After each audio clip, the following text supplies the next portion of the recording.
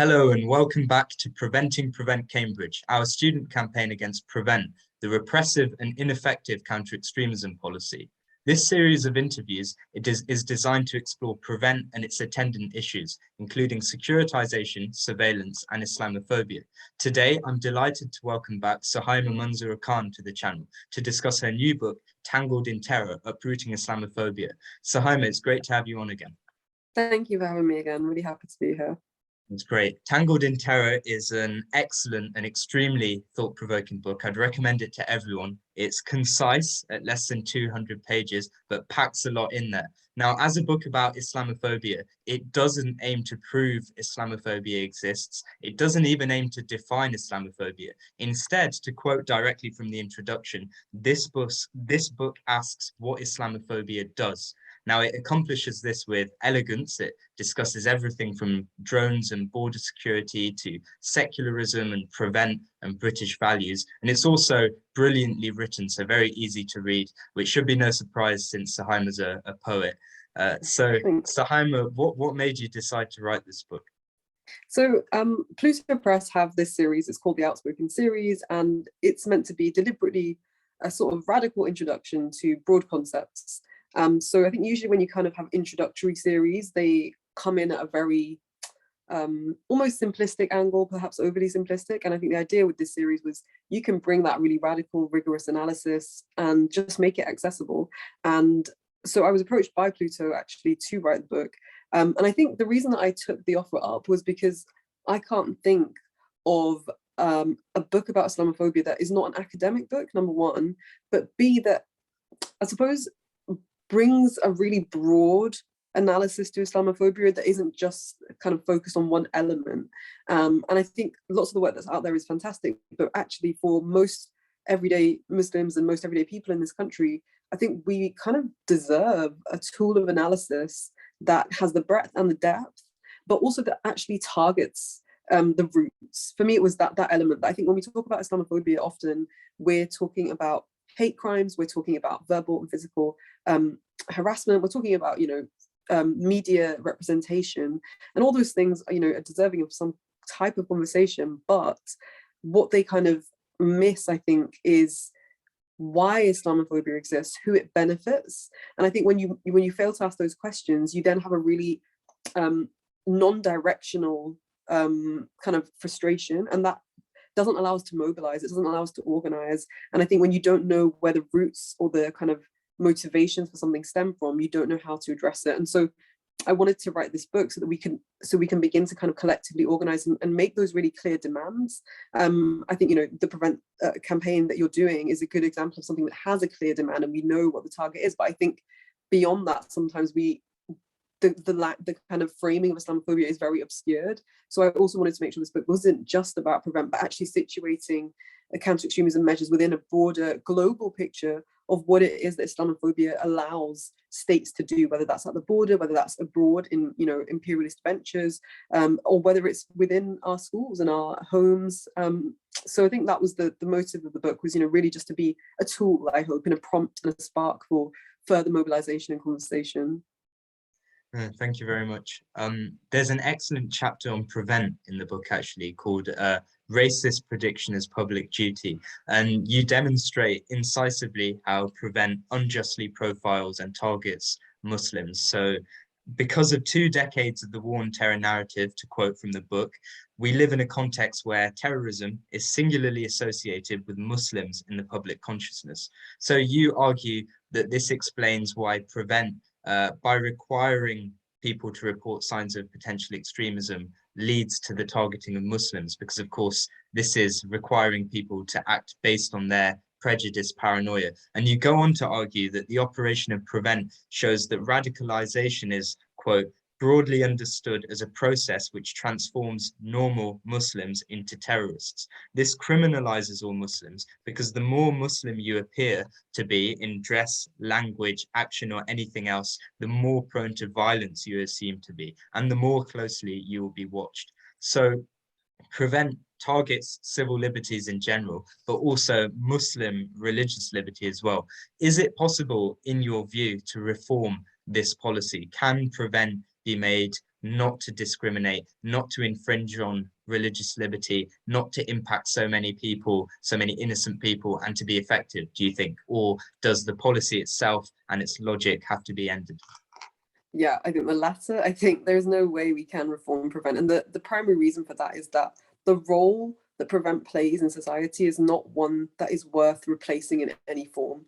And I think the conversations around reforming it already assume and take for granted that prevent plays a worthwhile function in society.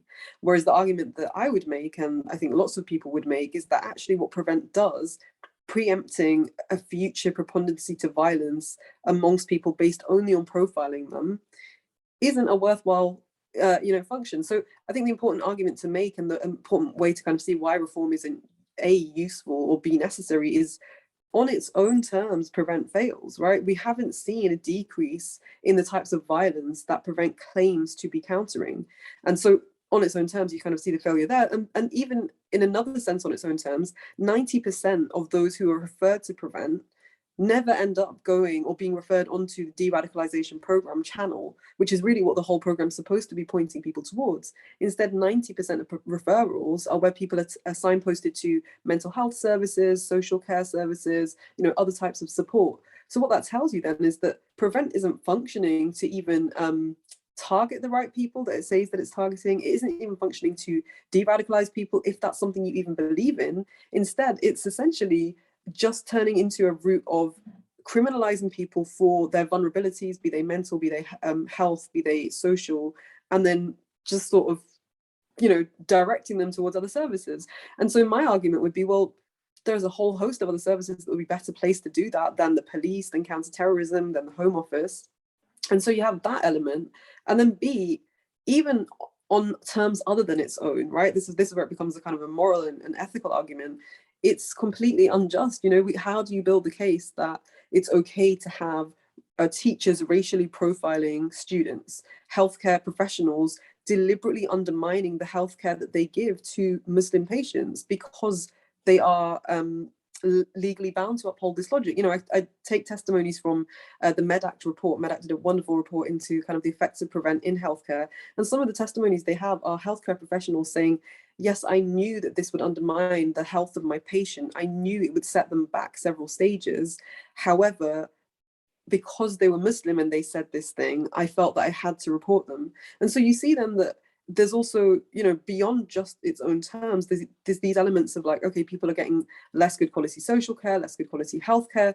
They're not able to access education as education. Those things are just unfair on a basic level, but also then they're racist. And I think one of the arguments we see for reforming prevent is that if we can expand its scope so that it actually doesn't just target Muslims, but it targets any form of extremism, then it will be a social good. But the argument that we need to make is that you can't possibly reform something that is embedded in a discourse of 20 years, as you quoted, where we associate terrorism with Muslims.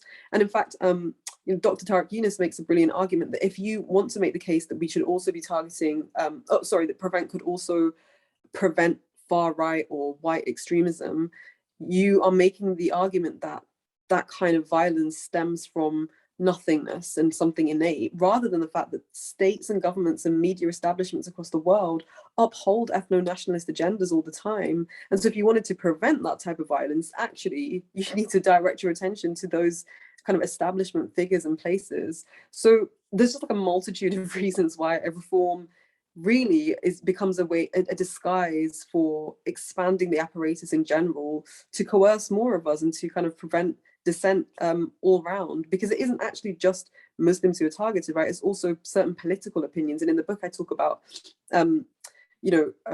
material and literature given to teachers and given to lecturers that says that views to look out for as signs of radicalization include opposition to prevent itself, critique of wars in the Middle East, and really like political anti-imperialist views often. So when you're doing that, you're also showing that prevent has the capacity to essentially quell any type of protest that the government doesn't want to see or that threatens its interests.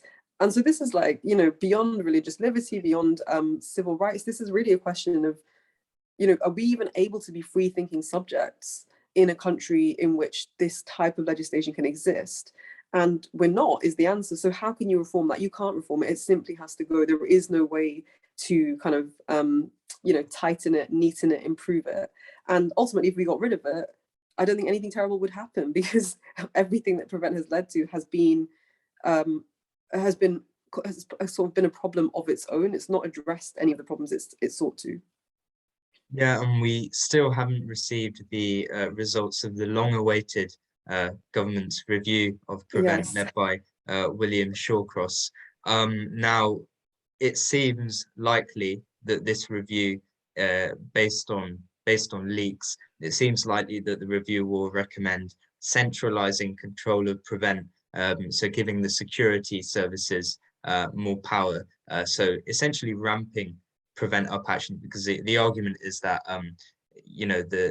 when teachers and local authority figures are on Prevent panels, they're too lax, and actually what we need more security, more people from the security services to sort of ramp it up and take a harsher line, which of course ignores the fact that the problem with Prevent is that it's catching loads and loads of people who shouldn't have been caught. So you don't want a harsher approach. It should be the opposite that they're driving towards. But instead, Prevent is kind of a catch-all surveillance net. And then the review also seems likely to refocus Prevent on so-called Islamist terrorism. So to de-emphasize the looking at the far right, for example, and then on top of that, to expand Prevent potentially into the private sphere by making a duty for religious institutions as well. That idea is being floated around. So actually what we're facing, after all you've said, what we're facing is the exact opposite, not just a sort of lighter, softer reform Prevent, but actually a ramped up, hardened version of Prevent. So the crisis is building, really. Yeah. Absolutely. And I think that's exactly, it was very obvious that that's the way it was always going to go. And I think even with those kind of ramping up and tightening up, the problem is also that Prevent's logic, the counter-extremism logic, has seeped into so many other sectors that even if we were to repeal that piece of legislation, or even if it is ramped up in these specific ways, there's already so many avenues where policing and surveillance are beyond the scope of just simply repealing Prevent or not. And of course, that's completely true. And Prevent rests on the idea of extremism, a conveyor belt road of what leads to violence and non-violent extremism as well. So a lot of this comes out of the work of neoconservative think tanks like Policy Exchange, which made the argument in the 2000s under the new Labour government that it wasn't enough for the government to target people who were violent or criminals. They had to target sort of those around them who weren't violent, but whose ideas could potentially lead to violence. So this led to the category of non-violent extremism. The government defines extremism in terms of opposition to British values. So I want to take that and broaden out the discussion, because the topics discussed in your book are broad, as they should be, and Prevent occurs in this particular context. So you write in another chapter about what you call Britain's myth of integration, and you say, despite the rhetoric, racial others cannot be absorbed or accepted into Britishness without destabilizing the colonial idea of civilizational superiority that Britain is born from.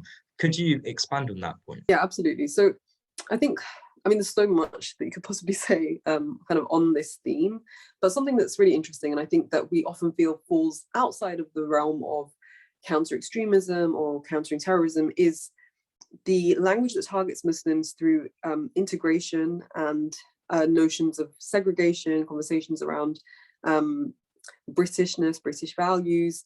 And so we've seen, obviously, since 2015, this really intentional agenda of that kind of rests on this assumption that if we can if we can instill British values into Muslims in particular, they will become less extreme, because, as you just said, the definition of extremism is opposition to them.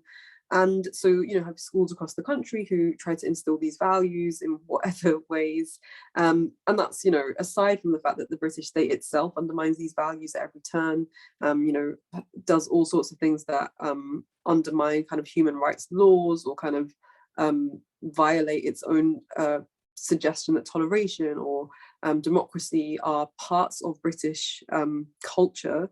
But what's really interesting is when you read even reports like the Louise Casey report into social integration in 2017, I think, or 2016, a lot of the language is highly racialized, obviously, but one of the quotes that really stood out to me from that report was that she says that in areas where there are high concentrations of ethnic minorities in the UK, people are less likely to develop British values. And she doesn't correspondingly say that in areas where there are high concentrations of white people, that they'll be less likely to develop British values. So the problem is not in of itself high concentration of ethnicity. The problem is ethnic minorities. And what you can kind of infer from that quote is that white Britons are assumed to be born with these values inside them. They're inherent, they're almost essentialized, whereas people of color in this country are not born with the values, so they must learn them. But if you're in a state of not being born with and needing to learn these values, you're also in a state of constant kind of perpetual scrutiny, because how do we know when you've achieved those values? Essentially, to kind of strip it back to the language that the British values itself uses, how do we know when you're no longer susceptible to extremism? How do you prove that you're truly British? And I think this is a problem that we're seeing come to the surface again and again. And really it also interacts with the border, because you have this idea of racialized threats abroad who are going to come and bring terrorism into our country. How do we absorb them into the nation? How do we ever trust them to be truly British? And you have those who are born here who are racialized. How do we ever trust them to be truly British? And I think what the British values discourse therefore does as a result of all of that is it creates this eternal threat, basically. It creates a situation where Muslims will always be and can always be justified to be approached with suspicion, because there's no way to have, what can you do as a Muslim to really say that you have fully absorbed British values and you are no longer at risk of extremism, apart from shedding all the markers that identify you as Muslim? And that's something really difficult to do, and it creates an impossible condition. Basically, there's an impossible condition attached to Britishness. You can be British on condition that you are not racialized, but you cannot be not racialized. And so I think it's a really fascinating reminder of the way that Britishness and whiteness are just inherently interconnected identities. They're not separate. And I think this is also, just to loop back to the earlier conversation, this is why we can't kind of address white supremacy or white ethno-nationalism without also addressing the British state and the myth of British nationhood itself. That's really interesting. Thanks. I would say that Britishness has never been one thing. So there are regional identities, generational identity and cultural divides. You can even be a member of the Scottish National Party and still be British, technically. And lots of people during the colonial era, of course, felt patriotic without supporting what was happening in the colonies. So high-profile examples range from Edmund Burke to the author of Lord of the Rings, Tolkien, even. So perhaps the idea that Muslims must assimilate to shed their difference to fit in is incoherent, because Britishness is not just one thing, but is broad, plural, and expansive. Now, my sense is that the threat comes from those in neoconservative think tanks and elsewhere who have a narrow conception of Britishness, which doesn't accept the multiculturalism that empire created and doesn't want to accommodate for Muslims and other communities. We need to advocate a generous and inclusive Britishness, and multiculturalism is about that. So it's about, you can be, for example, comfortably British and comfortably Muslim. What do you think of this idea? I think it's a really interesting idea. And I think the question it raises for me is, well, the only reason that we're not in a situation where that ease exists and that, multiplicity that, you talk of that sounds really reasonable, is because this narrow definition benefits somebody. And again, I want to come back to that because I think it's really important to identify why certain narratives exist. And you mentioned, think tanks and others are really invested in this myth of a narrow identity. And I think one of the things to really talk about here is that one of the academics whose arguments I draw on in this book is Nadine El Inani, who wrote Bordering Britain. And I think it's just interesting to think about that in the context of this conversation, because the argument she makes is that one of the reasons that Britishness begins to be more narrowly defined as simply whiteness is in wake of Commonwealth immigrants coming to this country. And she sort of talks about this not only as ideological, right? This isn't just about a random racism that people have or inherit, but actually that materially this is about hoarding the resources extracted through colonialism and off the backs of, colonized and enslaved people's labor, and making sure that that wealth and those material resources cannot be accessed by those that they were stolen from. And I think it's important to make those types of material connections, because even in what you're saying, I guess it can sometimes feel really, we can feel kind of like there's a muddying of what's going on when it simply seems that people are trying to narrowly define Britishness on a kind of false logic, or because they're, morally just cruel. And actually, I think we have to ask, who does it benefit for us to have really narrow conceptions of Britishness that are not, inclusive? And I think actually it really benefits in that way, the material aspects, but also it benefits a state that can then use social control and social deterrence to kind of amplify the ideas that it wants to uphold and coerce those that it doesn't. Because if you say that certain ideas are aligned with Britishness and others aren't, you also get to then control the population in a certain way. But I think the other thing just to say on this point is, I don't think this is reserved simply to Britishness, right? I think this is also a question of nation states in general. And I think this is a question of like, what does it mean for us to is the only way we can structure the world in the formation of states that have to have a really strong national mythology that goes alongside them and where their borders are. And if that's the case, then I think we are going to constantly be in conversation around, does this have to be exclusionary? Can it be inclusionary? Like, what does that look like? And I think it is interesting. And I think it's, it's interesting to hear what you're saying, but I also feel like perhaps we're being misdirected to these sets of conversations rather than conversations around kind of, would freedom of movement across borders destabilize the identity of Britishness full stop? If it would, then actually we have to ask, what is it that Britishness, even as an identity in general, serves? Is the point about creating an expansive Britishness that we can all kind of lay claim to, or that's nuanced, or that includes other multiple identities? Or is it that we can actually kind of throw out a question there about what it means to belong, to kind of seek identity or citizenship based on nation states in the first place? And these are questions I have. I don't have the answers to them, but I think these are the questions that come to mind when I hear these kinds of conversations and lines of inquiry. Well, thank you very much for that analysis. I think I'll bring up a very related point to what you're saying about nation states, which is secularism.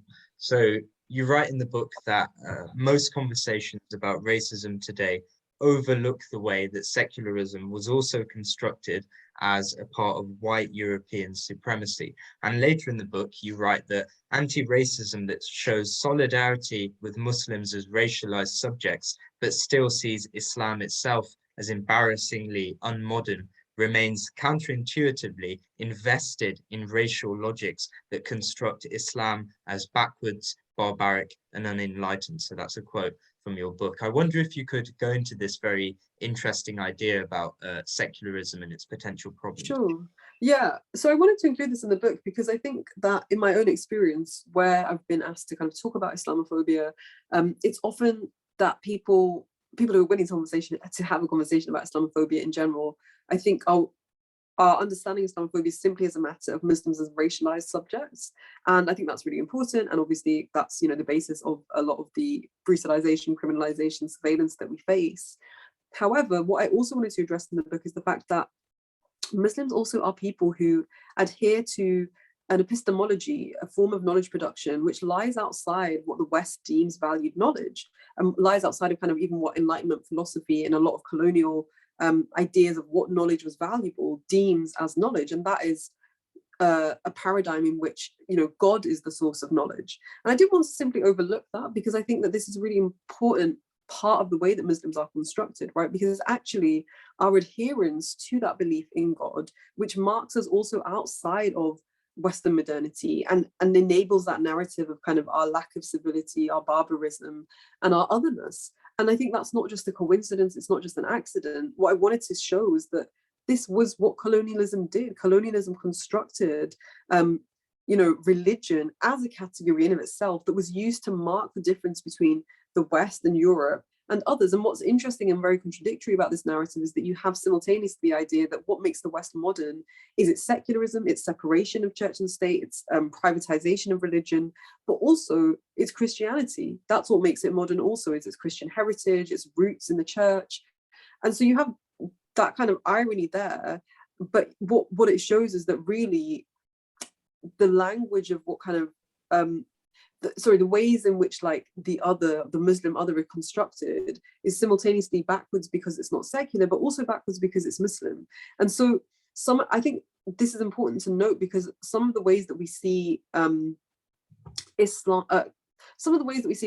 manifest today are through the co-option or the desired co-option of Islam. And what I mean by that is, you have very clear examples like military think tanks like RAND, who want to make the case that there are moderate Muslims somewhere out there who, if we can create alliances with, if the US government can create alliances with them, can help to fortify against the extreme terrorist Muslims. And actually, by even demarcating Islam and Muslims in this way, Western powers are able to pursue their own imperialist agendas, but on grounds that actually kind of co-opt what Islam means and whose language it is, and really take it away from the epistemology that it is rooted in. And then even, closer to home, we see that even, I remember thinking about when I was writing the book, thinking about when I was growing up, a narrative that I heard a lot was that, Islam means peace.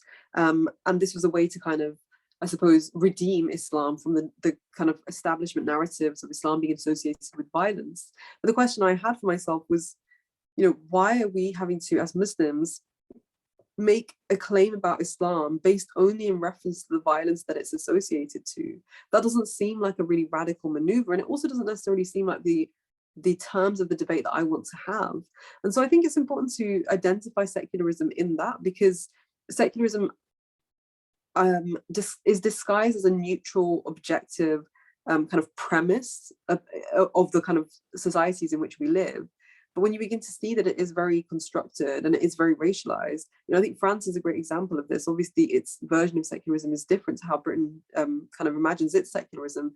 But I think the French example is very clear. This is about modernizing Muslims, that Muslims need to become secular moderns. And so you have the French state asking mosques and Muslim organizations to sign up to a charter of republican values. Let us bring the French Revolution's enlightenment spirit to your religion. And I think that's really interesting, because it's not just parallels with, civilizing, colonizing discourse. It is those same discourses.